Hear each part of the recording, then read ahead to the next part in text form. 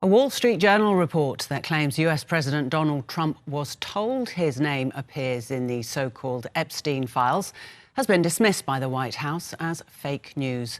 Corey Alpert is a US political expert and previously served in the Biden-Harris administration for 3 years. He says Mr. Trump's attempts to distract from the story have failed so far.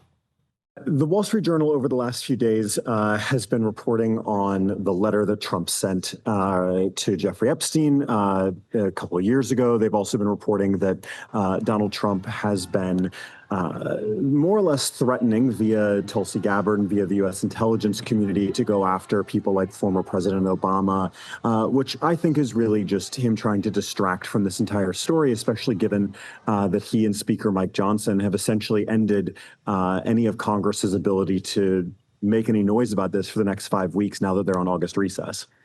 The White House has called it fake news. Any other response from them?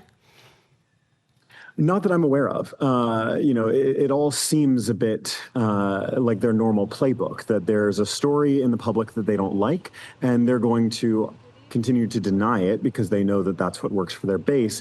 And they're going to continue to spin up new and more frivolous stories until hopefully, at least from their perspective, hopefully enough people move on.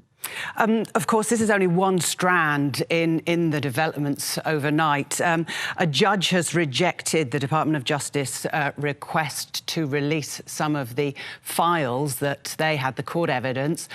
What's the reason? That's a great question. My hunch is that there are probably some political implications here, as well as probably some safety implications for the witnesses and for people involved in the trial, just given how high profile this is.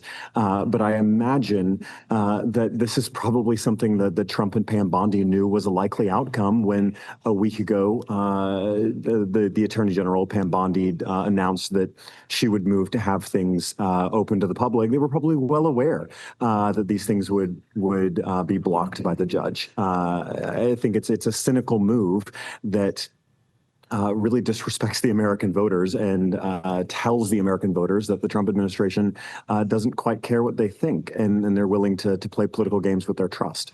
Well, Corey, one thing that has moved forward is that we're hearing that there will be a meeting with Ghislaine Maxwell, a disposition hearing in August.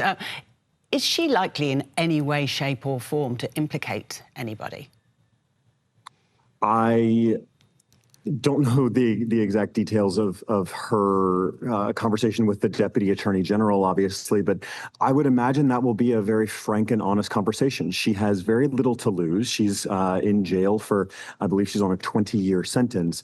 She has very little to lose, and she has quite a lot to gain from at least trying to be honest. Now, the question is, will the Deputy Attorney General or will any of these officials from the U.S. Department of Justice engage in this credibly? I'm not really sure. I'd be very curious if there ends up being a congressional investigation or a congressional subpoena, if she would say, or if the public record would reflect the same things that I'm sure the public record will end up reflecting after her meeting with the Deputy Attorney General.